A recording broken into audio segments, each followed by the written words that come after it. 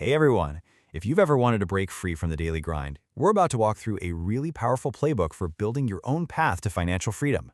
It's all about a framework for taking back control of your life, and it doesn't start with some huge, crazy risk, but with a simple shift in how you think. So, let's dive right in. Does this feel a little too familiar? The alarm goes off, you do the commute, the workday, the commute home, and it just feels like you're on a treadmill going absolutely nowhere? Well, if you've ever felt that sense of being trapped or just unfulfilled by the whole 9-to-5 thing, trust me, you are definitely not alone.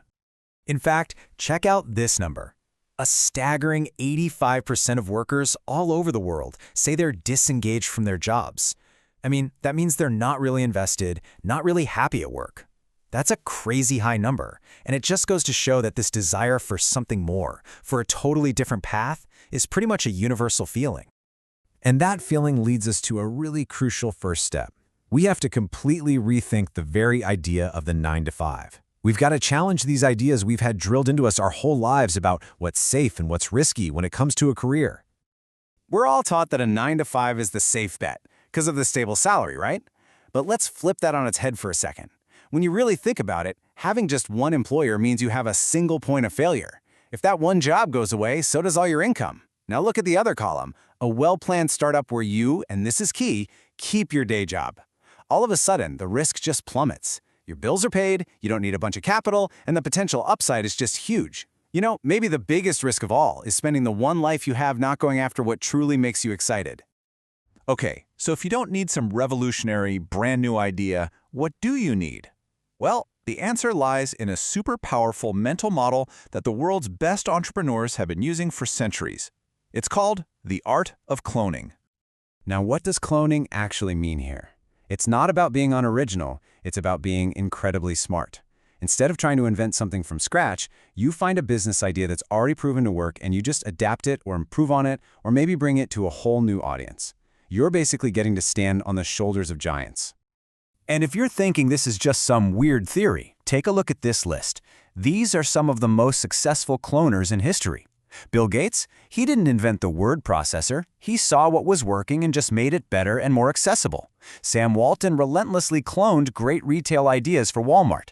And Howard Schultz cloned that Italian coffee shop experience for Starbucks. Being a great cloner can put you 90% ahead of the competition from day one. Okay, so cloning a proven idea sounds great in theory, but how do you actually do it without risking everything you have? That brings us to the next part. Building your very own zero-risk startup. This right here is the golden rule. It's the one thing that makes this whole playbook possible. Do not quit your day job. Seriously, why? Because some other company is paying your rent and buying your groceries. This takes all the financial pressure off, it removes the desperation, and it lets you build from a position of strength, not a position of fear. But I know what you're thinking. Where does the time for this come from? Well, we all have the same 168 hours in a week. After you factor in sleep and work and all the boring adulting stuff, look what's left. There's this huge chunk of free time. For most people, it's around 38 hours a week. Think about that for a second. That's basically the equivalent of a second part-time job just hiding in your schedule. And here's the key. This isn't about trying to magically find more hours in the day. It's about reallocating the hours you already have. It's about making a conscious choice to swap out passive stuff, like scrolling social media or binge-watching a TV show, for active, focused time building your passion project. You're building your future.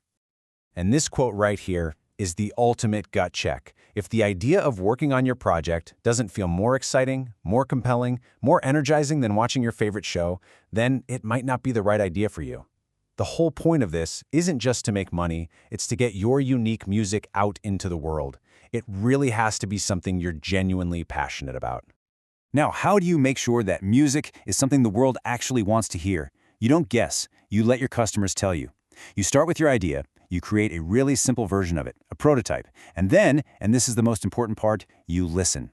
You need to listen with an intensity that's 10 times stronger than your urge to talk. Your potential customers will tell you exactly what problem they need you to solve. Your only job is to listen and then refine your idea based on what they say. Okay, let's pull back for a second. All these tactics we've just talked about, cloning, keeping your job, listening to customers, they're not just a bunch of random tips.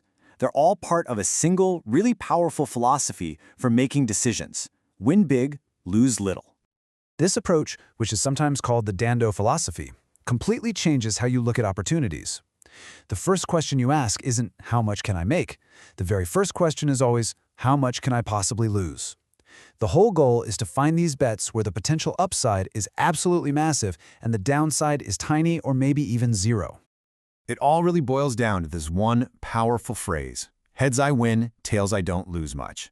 You should make this your mantra. Every single decision, every opportunity should be filtered through this lens.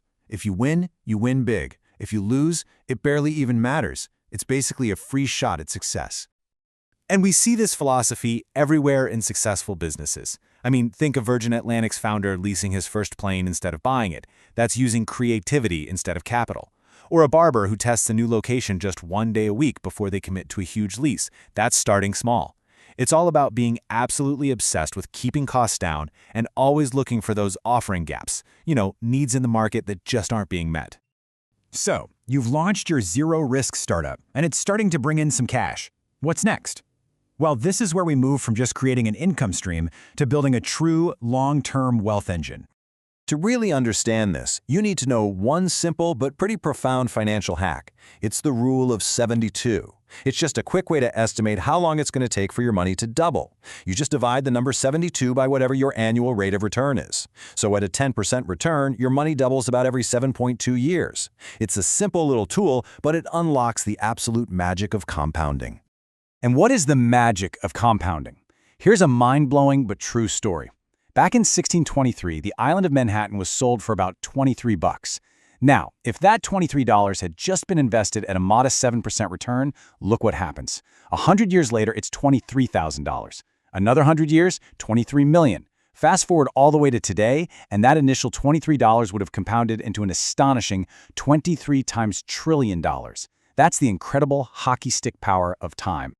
And that incredible story just reveals the single most powerful variable when it comes to building wealth. It's not the rate of return. It's not even how much money you start with. It's time. It's the length of the runway that you have. Starting early with just a little bit is so much more powerful than starting late with a lot, because every year you wait is a year of compounding that you can never get back. So in the end, this entire playbook, rethinking risk, cloning ideas, building a wealth engine, it's not really just about money. It's a means to an end. It's about buying your freedom, finding your purpose, and finally getting your unique talents out into the world. So I'll just leave you with this one question. What is the music that's inside you that the world is waiting to hear?